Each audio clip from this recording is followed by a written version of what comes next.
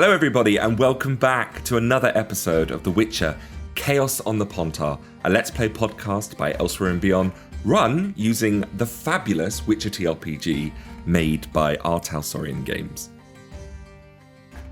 Well, here we are.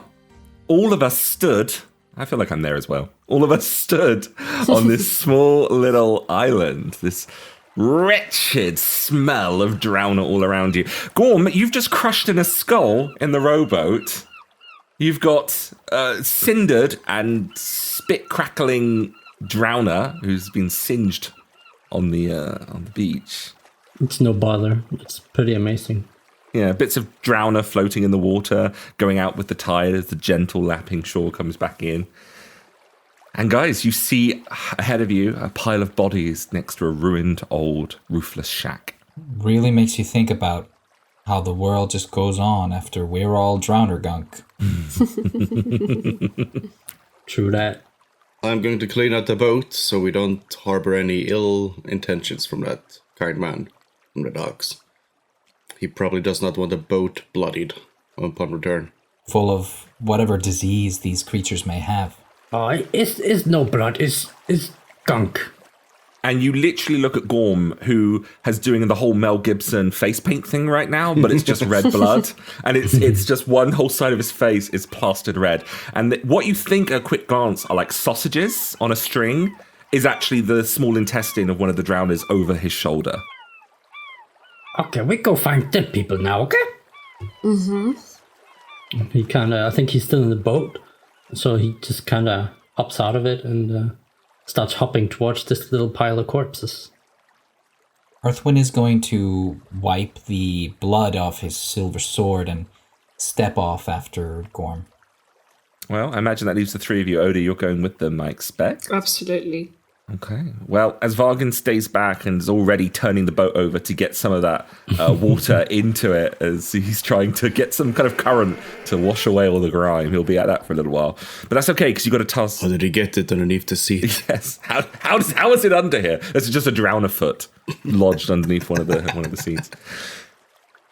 The three of you march on, off the sand, onto a rise away from the beach. Sporadic tufts of grass add a little greenery here and there. Your gaze is primarily averted to the bodies that have been piled up and left, away from the city, and at that, away from people's care and concern. They're in a pretty bad state. They're torn up, crunched on. A number of them have been entirely dismembered, torsos left to lie like trunks in the pile. 3 bodies are fresher. They've been left intact and are entirely whole. One of them is a rather wealthy-looking merchant. Still got a ring on his finger, wearing kind of suave green suede jacket. The pants are ripped, notched, the boots of good quality. A chain necklace hanging off the body as it lies there.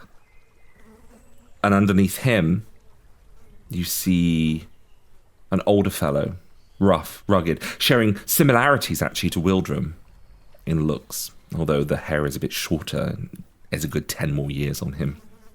And the final body, the third one, looks like some kind of sailor. You can see it from the quality of his skin, the clothes he wears. Probably of a good rank, and of course, that familiar sign of his uniform being that of a Nilfgaardian. Well, Gorm kind of walks up to all these corpses just in the general direction, and he kind of kneels down a little bit. He narrows his eyes, and for a moment maybe it might look like he's actually investigating or something. At least he's trying, but then he just turns his head up towards Oda and Arthur, and he's like, they's dead. Well, Oda begins to move actually and gestures for the Witcher to help her lift the bodies off one another, because she did say, yeah. And kind of like put them out on They've been piled. Yeah, and put them out on the kind of dead swampy grass here, I imagine. Yeah, absolutely. Yeah. Pull them out.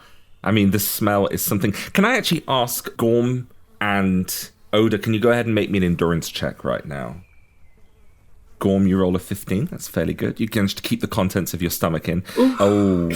Well, Oda, you do that horrible thing where someone vomits into their mouth a little bit, but you manage to graciously catch it. You don't swallow it. You can't. You just look away from Arthur for a second, and it's less of a puking, it's more of a spitting the bile out. Spits it out and kind of like lifts her, hood cloaky thing over her nose. Mouth. Yeah, over her mouth and nose. Helping her remove the bodies, Arthwin gives her a quick pat on the shoulder, just to make sure she's all right.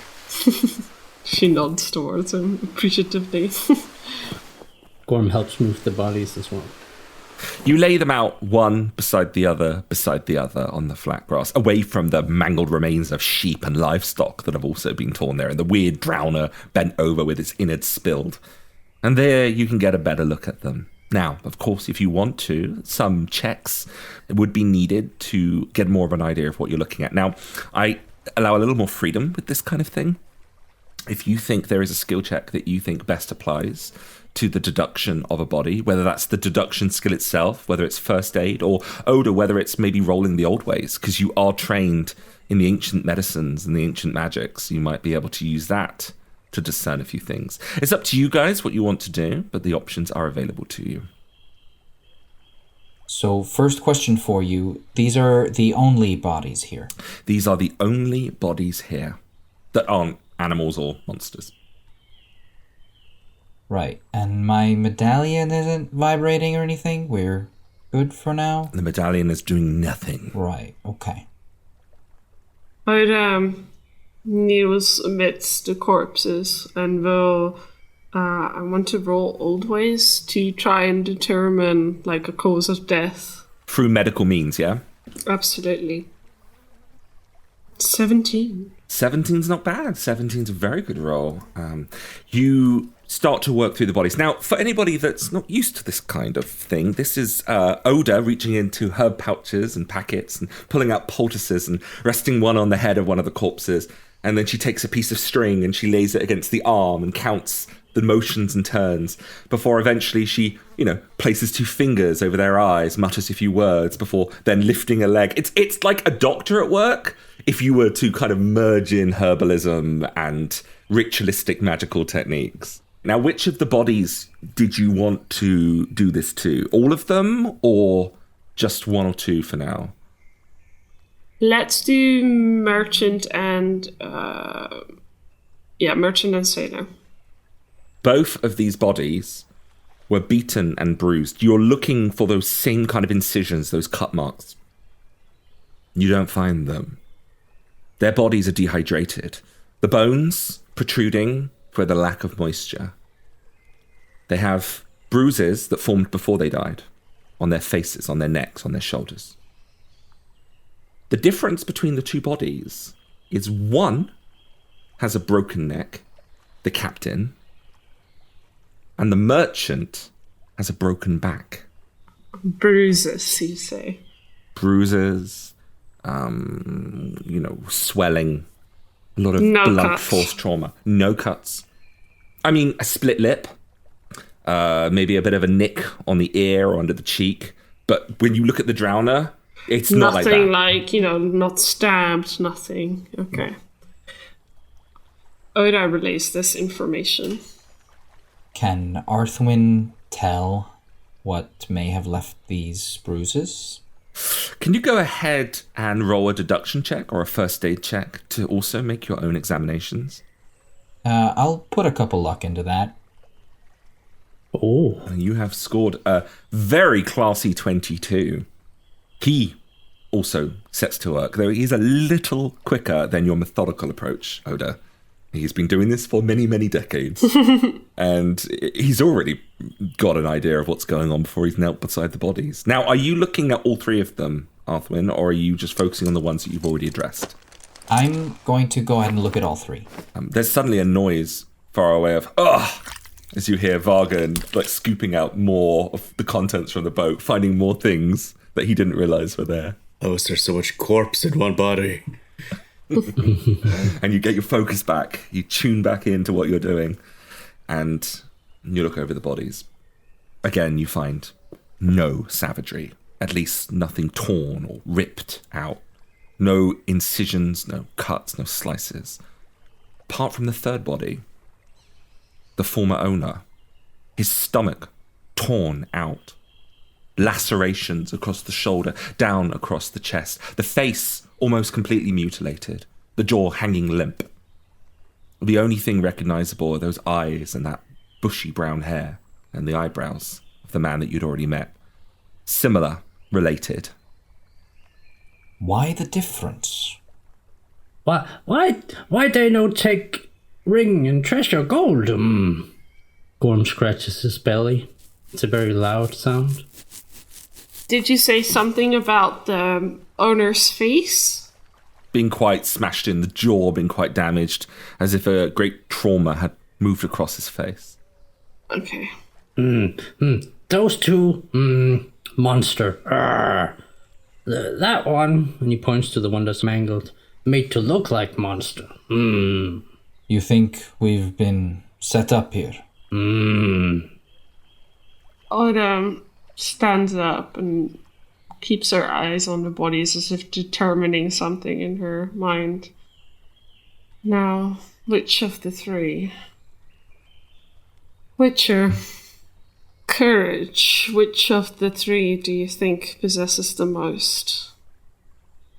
First impressions might suggest the sailor, but judging by his appearance, this fellow here, and he points at Vanek, has seen his fair share of conflict as well.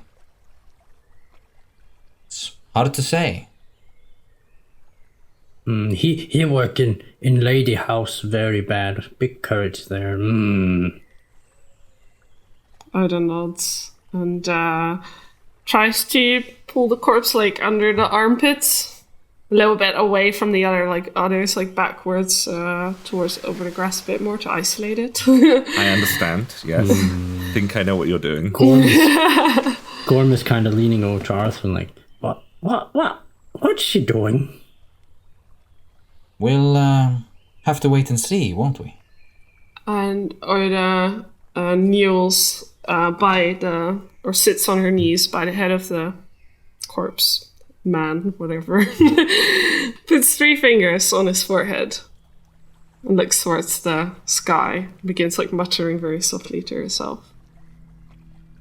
You hear a voice, and only you hear this voice. If you do this, child, they will always remember the moment you cross the line. Are you saying I should not? Perhaps another time? I'm asking you, my dear, are you ready to trust again? These people know what I'm capable of. I don't think I will strike fear into them. And nothing more is said. No further words. You just smell burning, charred, burning, wet fabric in your nose. Only you can smell this. And you hear in the distance a horrific screaming, cinder cracking, smoke. And it passes. Oda takes a deep breath and opens her eyes and looks towards Gorm. Gorm, would you go and help my father for a moment? I think he might need you. He in trouble? Might be. Oh no.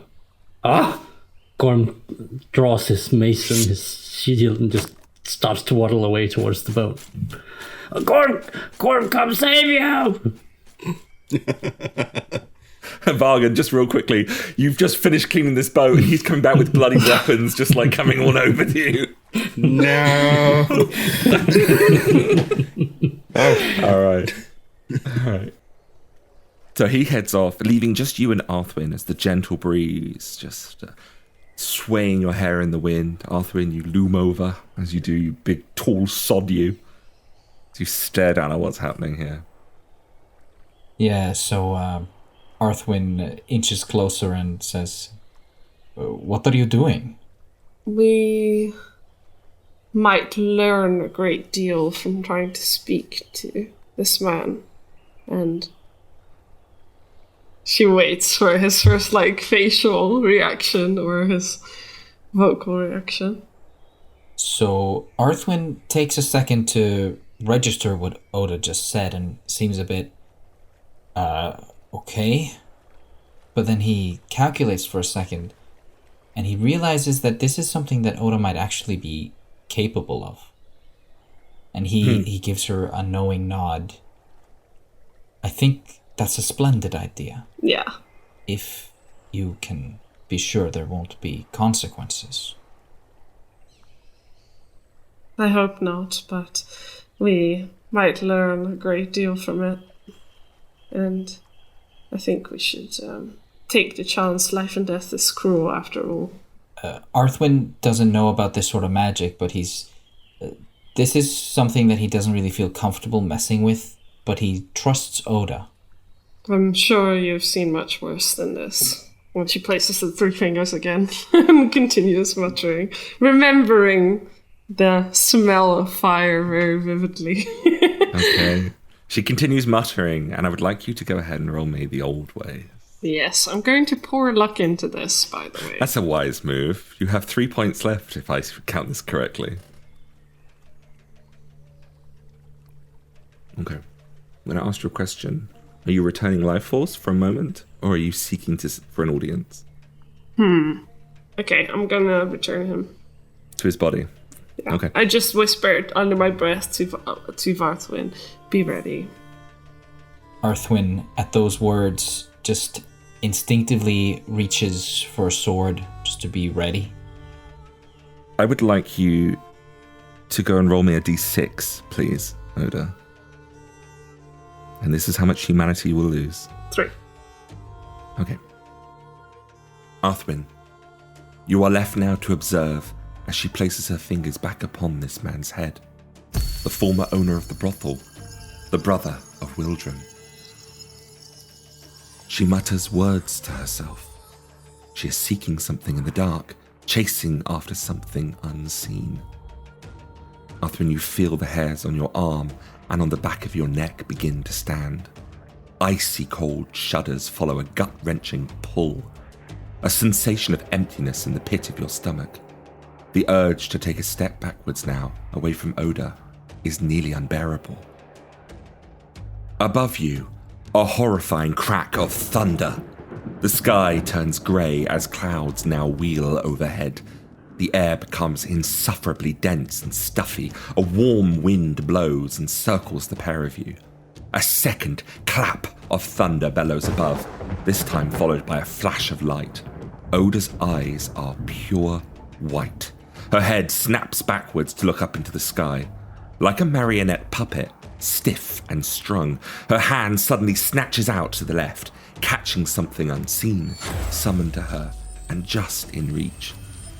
Oda opens her mouth and makes the gesture of placing whatever it is beneath her tongue. Her eyes remain as white as pearls while she leans now over the body, lowering her lips to those of the man and laying a single kiss upon his lips. Dark veins peel back across her skin, starting first at the lips, snaking their way over her cheeks and then over her brow. There is a rush of energy, pulling everything inward, all life, all death, and everything in between. The man gasps, his dead eyes open, his jaw loose and flailing, his body arched and arms scrabbling for Oda's firm grip around him.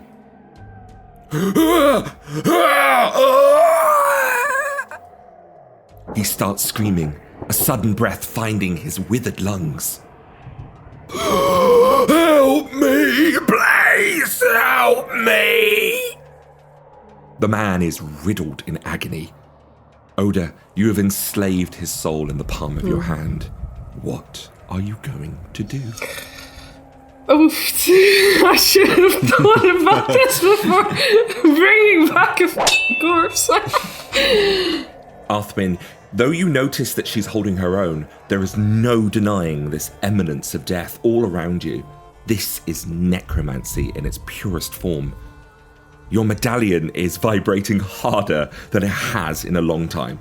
You notice the branches of this island's only tree are withering away. The grass around the pile of bodies has turned brown, and your own skin begins to drain into like a dull, pale grey. You, the tree, and the grass are all evidently dying.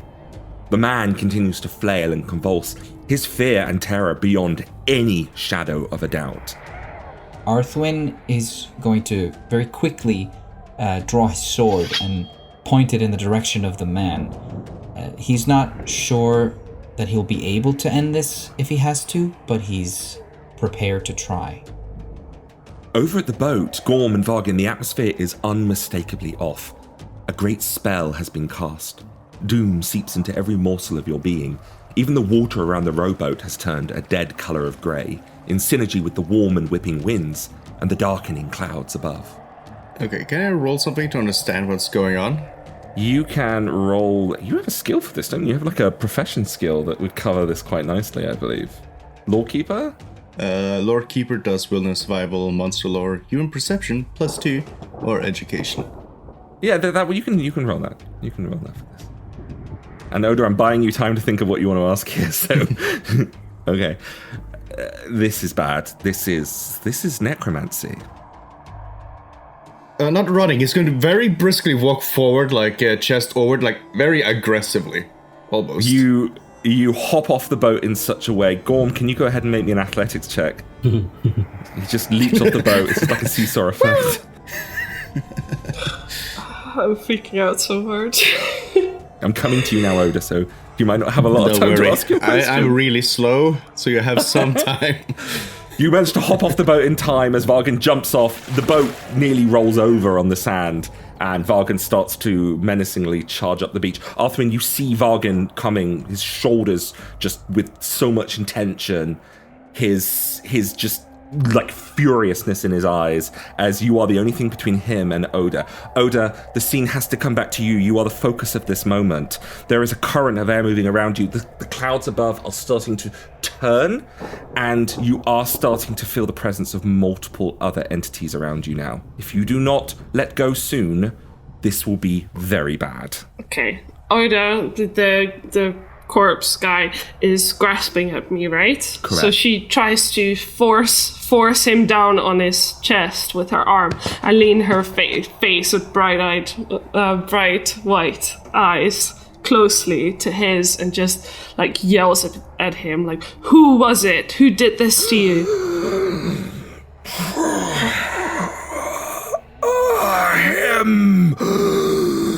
Him. He did this. He did this to me. Who did this to you? His name. I'll let go. You let go, and in that moment, there's a rush of energy as you break the connection. All the other whispering, all of the other entities push away from you once more. The energy in the air settles. You gain back your control. You think you're going to vomit. Your eyes return their normal pigment. Arthwin, all you still can see is Vargin just charging up that ridge there, up onto this rise. Gorm is kind of waddling after. He looks very confused. He still has his mace and his shield in his arms. He has no idea what's going on. Sensing that whatever's been happening is over, Arthwin sheaths his sword and drops to his knee. He puts a hand on Oda's back.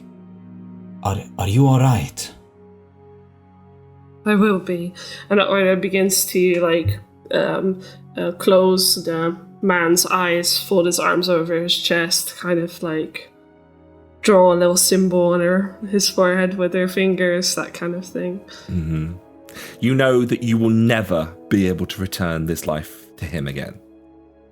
These doors are closed to you now forever. Alright, if he comes within reach, he is going to very aggressively, frankly, just grab onto the older, like up her upper arm, and like pull her up to her feet. Oda, do you resist? No, I don't resist. Vargin pulls you up by the arm. What do you think you're doing? He says very aggressively, let's go. And he like gets really up in her face, looming over, but he doesn't like touch her anymore. Like it's very frustrated, aggressive body language. What do you think I was doing? I did what is necessary. Necessary?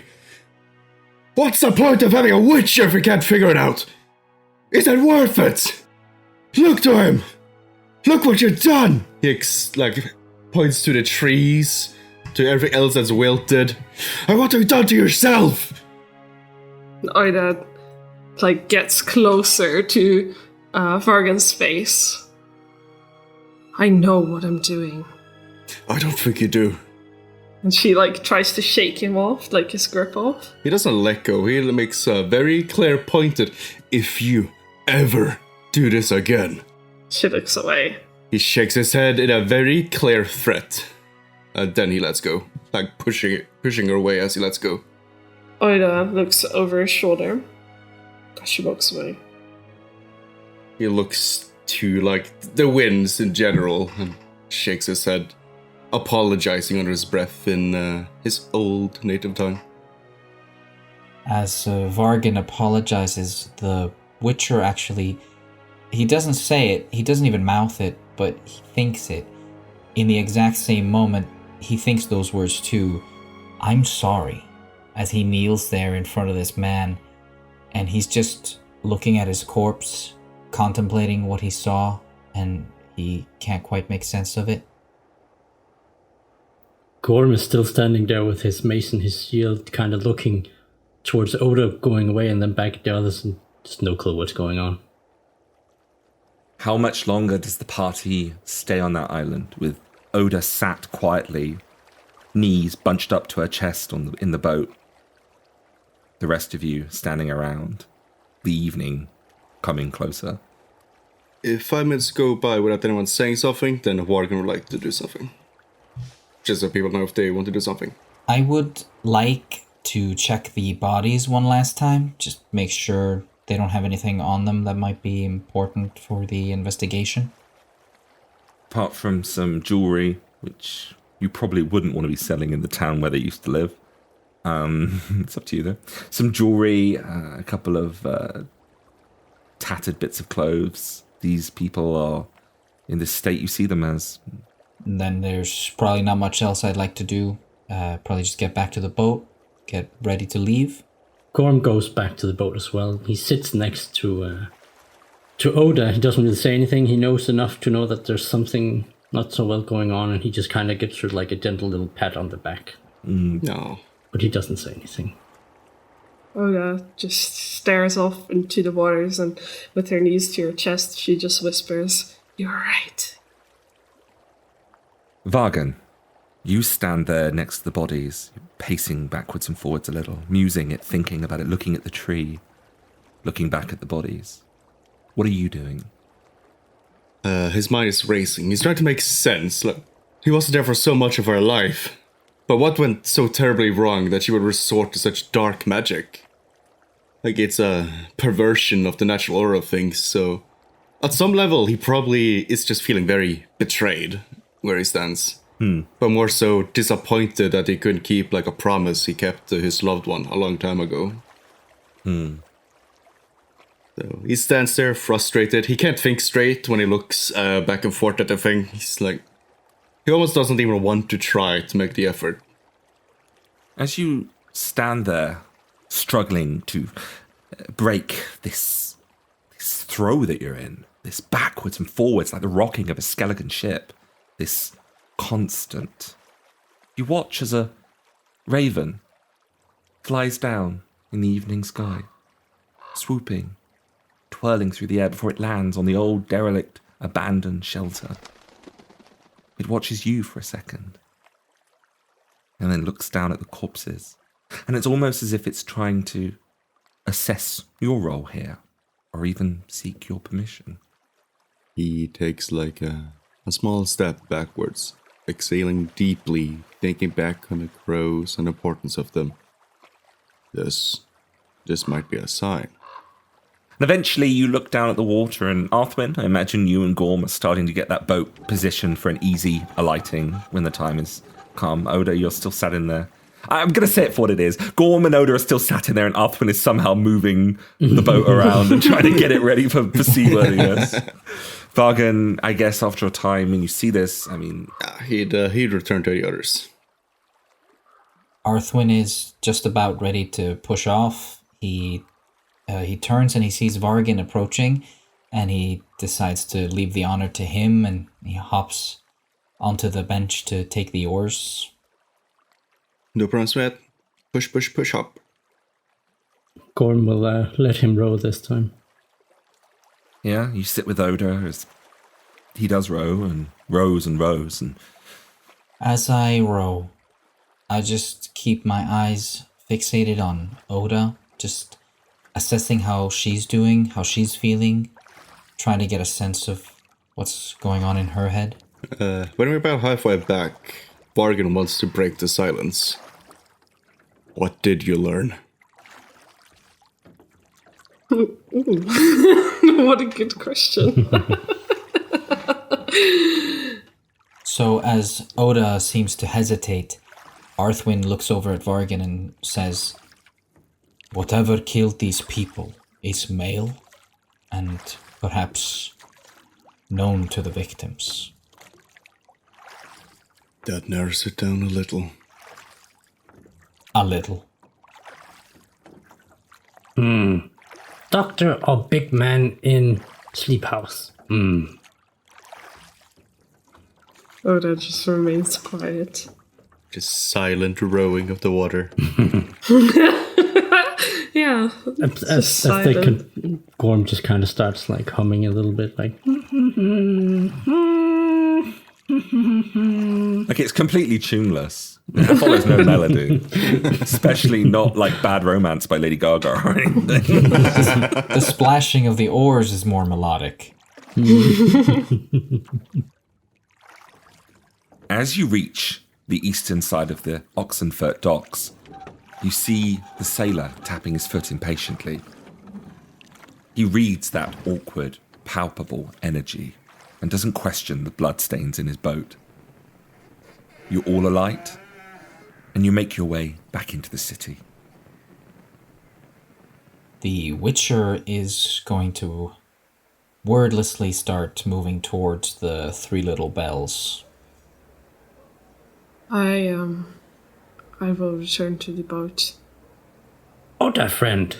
And then Gorm just kind of, before Oda leaves, he kind of hops over to her to get her attention. And then from like under his like leather chest piece thing, he pulls out this little bone pendant thing that Oda made for him long ago. And it's like, "Oh, this look after, Gorm, this look after you now, okay?" And he kind of pulls it off and he kind of holds it up like trying, he can't really reach, so he's just kind of holding it up for her to bend down and put it on. Oh, I guess Oda gets a very faint smile, and leans down, places a hand on his shoulder. And then he kind of drapes it over her neck or over her head. And it gives you +1 luck, actually. Ah! She brushes her hand over his head for a moment before pushing herself up and moving towards the boat. But you have a date. Nah. Rain check. Well, Gorm lets her head off, and then he heads back to the guys from the Brohug. Well, so where are you all going? What's your plan? You have paid for a room, might I add. You have already spent 8 crowns on a room. That is Arthwin's current destination. We go crack skulls now, okay? I thought we were going back to the brothel. No, that's too dangerous. Arthwin is in no mood to beat up anybody right now. And, following that thought, that is where we'll bring today's episode to a close. If you're enjoying the show so far, then why not let us know? Check out our website, elsewhereandbeyond.com, or give us a follow on Twitter @elsewherebeyond. You've been listening to The Witcher, Chaos on the Pontar. And until next time, bye-bye.